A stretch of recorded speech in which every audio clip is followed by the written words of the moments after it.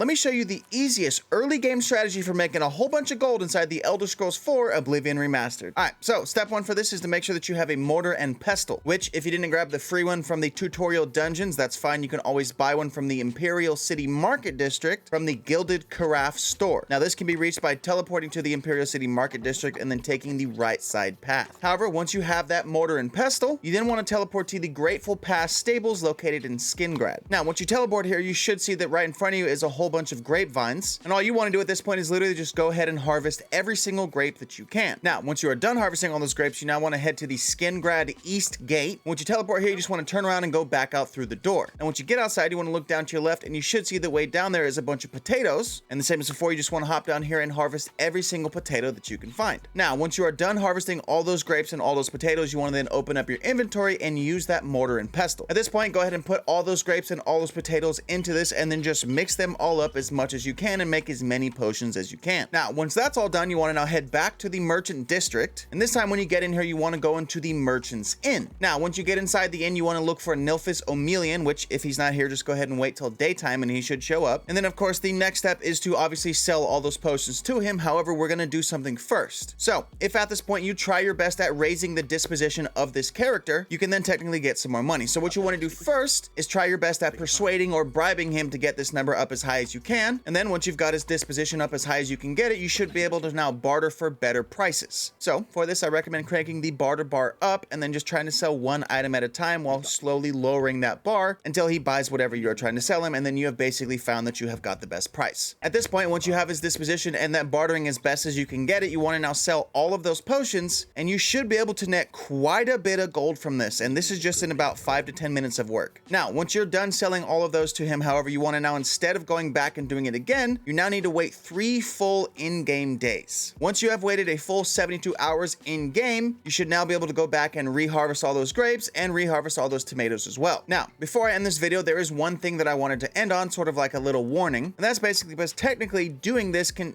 kind of have some negative effects on your character. So what I mean by this is that in Oblivion, the more you level up, the more all the enemies and stuff that you come across in the game are also going to get stronger. So basically what this means is that if you do this too much and you level up your alchemy to like a really high number, it's going to start making the enemies around Oblivion start to become a lot harder for you to deal with. And because you're only leveling up one thing, you're going to be disproportionately weaker than most of the enemies you might come across. So just keep that in mind and try not to go too crazy and get like millions of gold with this, because you might not like that in the end. On that note, however, that is going to be all for this one. Now, there are plenty of other things for me to make videos on. There's glitches, there's just total exploits, and there's a whole bunch of strategies and things that you guys might want. So let me know down in the comments if you guys want me to make a bunch of videos on those as well. Otherwise, if you like the video, please let me know by hitting that like and that share, and then maybe even hitting that little follow button up there on your way out.